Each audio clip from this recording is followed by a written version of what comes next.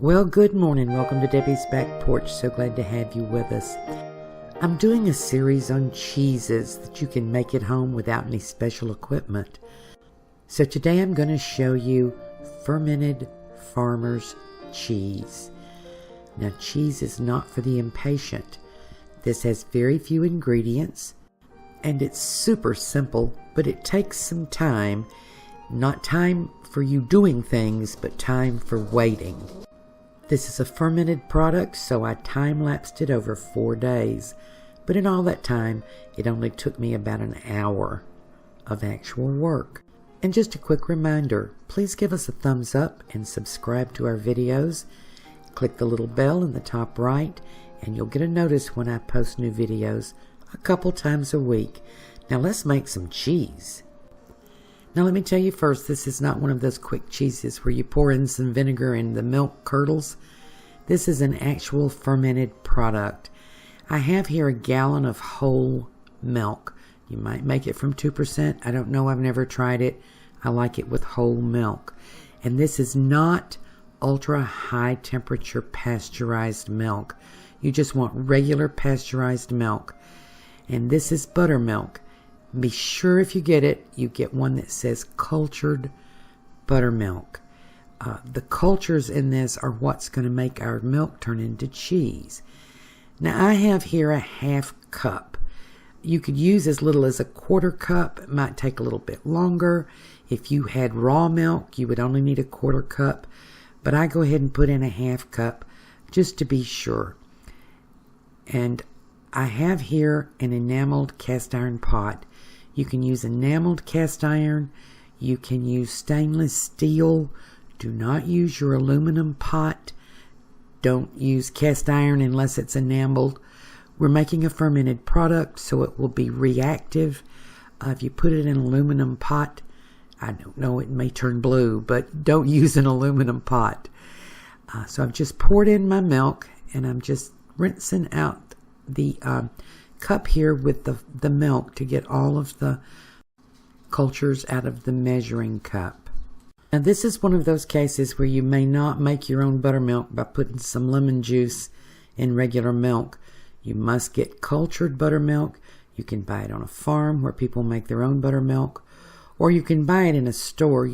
Some of the buttermilk says cultured on it, some does not. You want to make sure that you get those nice live cultures. Now I'm going to cover this up, and somewhere between 24 and 36 hours, we're going to have a great big pot of buttermilk. Room temperature, warmer makes it work faster, cooler makes it work slower. Now before I start, I usually boil my straining material. I use little jelly bags here. I reuse them over and over. You can use an extra fine cheesecloth, butter muslin, whatever. Boil it before you start. Now this milk took 36 hours to ferment and culture. Yours might take only 24, could take 12, but you want something like this. It's very firm. I mean, this is buttermilk. Now it looks to you like it's solid. It's not solid like this all the way down. Down deeper is the whey. The curds rise. And this is a very fine curd. You're never going to see with this cheese what you see with, say, mozzarella or even ricotta. It's never going to make great big curds. That's why you want to make sure that your straining cloth is very, very fine. So I'm just going to cut through this a little bit just to sort of loosen it up so that when we heat it, things will move. And I've turned my heat on, heat 3 out of 9. Now this is a good chance for you to check your thermometer. I should have done this while the water was still boiling, but I've checked it recently. While the water's boiling, your thermometer should show 212. If you want to do it in ice water, it should show a little above 32. But check your thermometer, it's important. And you don't need a special cheese thermometer. This is the same one I use to check the internal temperature of bread or meat, or when I'm making broth to make sure it's at a high enough temp for safety. Now I'm going to show you how to stir this, and you don't have to stir it the whole time. This cook process is going to take about 30 minutes.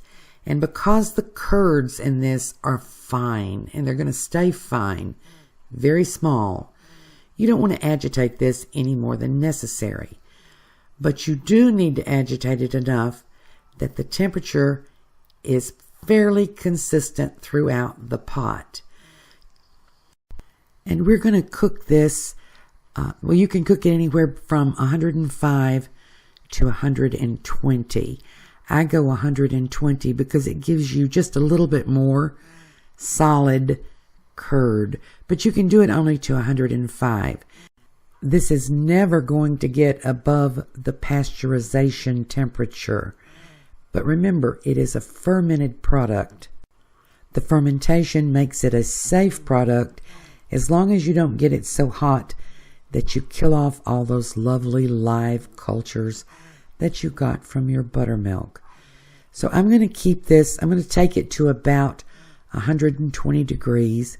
I'm time-lapsing just to show you the stirring. And it's not likely to actually stick to the pan at this point. Shouldn't scorch. But now look, see that separation that I'm getting? That's what you're looking for. And you don't want to stir those curds and agitate them to mix back in. Those are very fine curds. And too much agitation can mess them up beyond repair. They're very tender. So you want to occasionally move your thermometer to the middle because that's where it's going to be the hottest. And just keep it very slowly rotating. You don't have to stir the whole time. About every 3 or 4 minutes is okay. And you know, stoves vary. So if you're not getting a temperature rise after 10 minutes or so, you may turn it up just a little bit. But be careful that you don't get it too high because you need this to happen kind of slowly. What you can't see with the time lapse is that this whole process took, I think this was 35 minutes. It's not as long as you might think, but you don't need to speed it up any more than that. So there we go. I'm checking it. We're not quite there yet. And we're moving on up. You know, lots of folks don't try cheese because they're kind of afraid. They think it's complicated. Let me just tell you, the key to making cheese is time, temperature, and techniques. Most cheeses are very forgiving.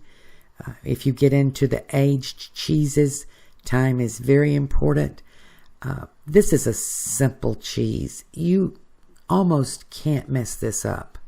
All you have to do is check your temperature, use the right technique of stirring, and just be patient. We're getting right on up there now. We're right at 120. I think you can see the change in the texture there in the middle. So I'm going to turn the heat off, put the lid on, and let it sit for about 15 or 20 minutes while I get my straining apparatus together. So after the rest, you can see that it's come together a little bit. It changes the texture a little, lets the curds solidify somewhat. You can see it's much more resistant. Looks almost like it did before we started cooking, but these curds are a little bit more sturdy. So now we're going to drain it. And I have to say, I think it's time for new jelly bags. These are kind of stained up, but you saw that they were clean. They were laundered with a little bit of bleach and rinsed really well, dried, and then boiled. So you know they're clean. Even though they don't look clean, they are, I promise. So we're just going to gently ladle this over into the bag. And this actually may take 2 bags. But if you just have a big enough piece of cheesecloth or muslin, you'll be fine. When I get down close to the bottom, I'm switch over to using my measuring cup, and then I will just pour it through the final, pour all the way through the second bag to make sure I get every little bit of the curds. You have to continue to do this fairly gently. These are very tender, and they will break up, and then you won't have cheese.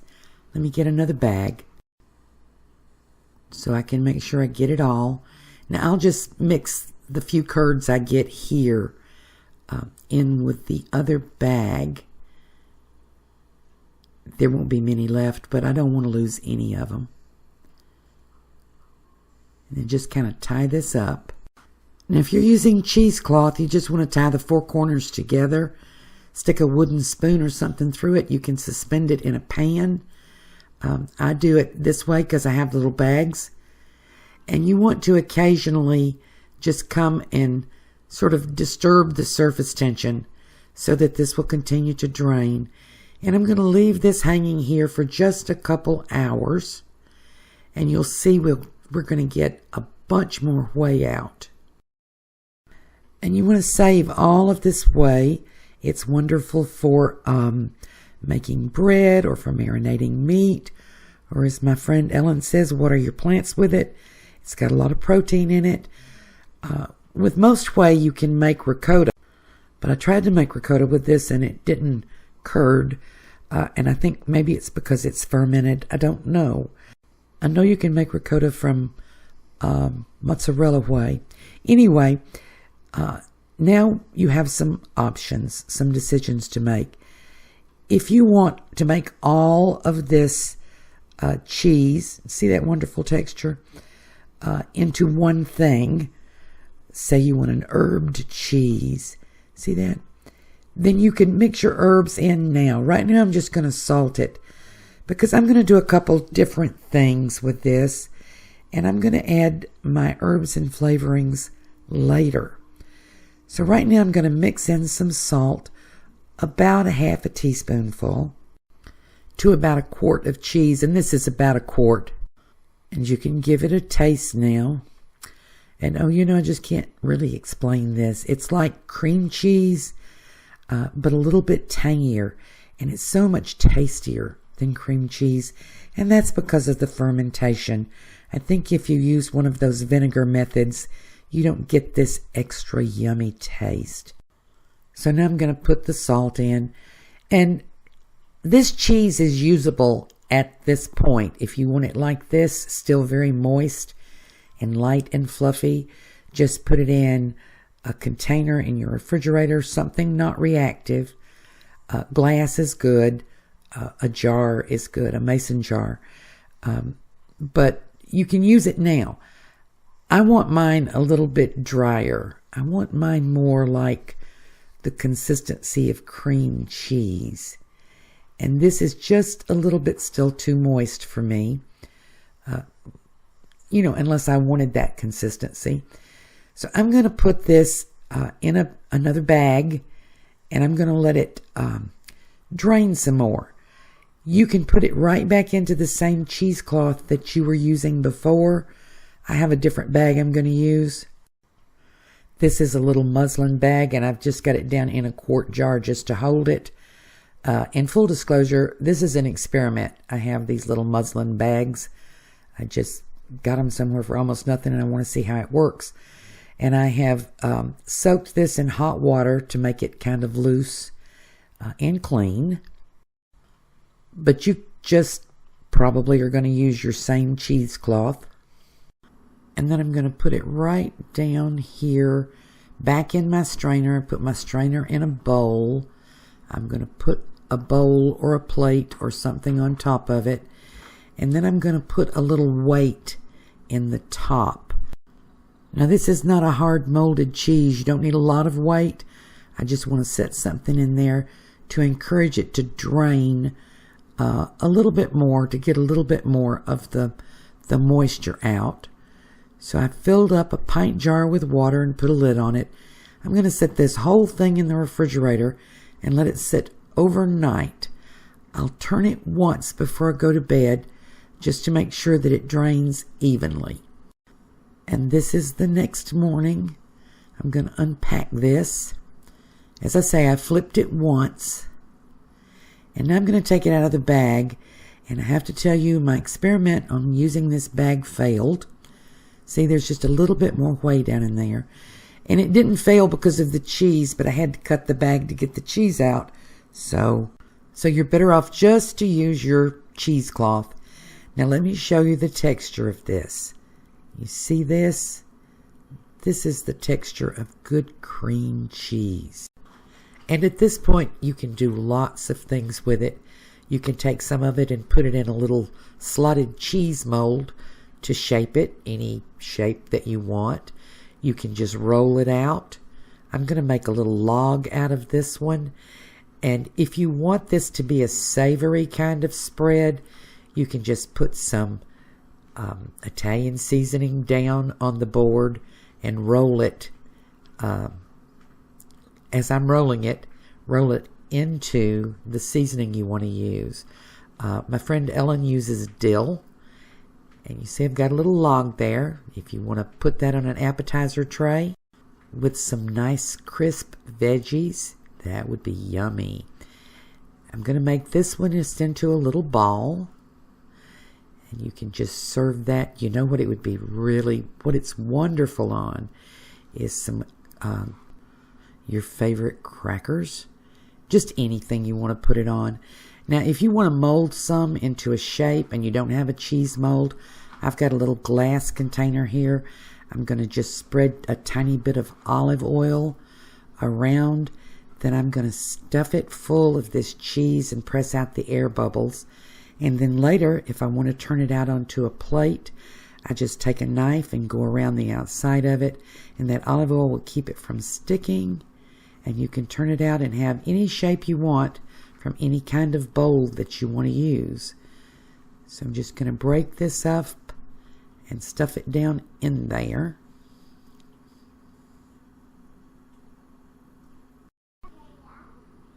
Just press it down with a spoon. Then I'll put the lid on it and put it in the fridge. Here I'm just cleaning the edges off a little bit before I put the lid on.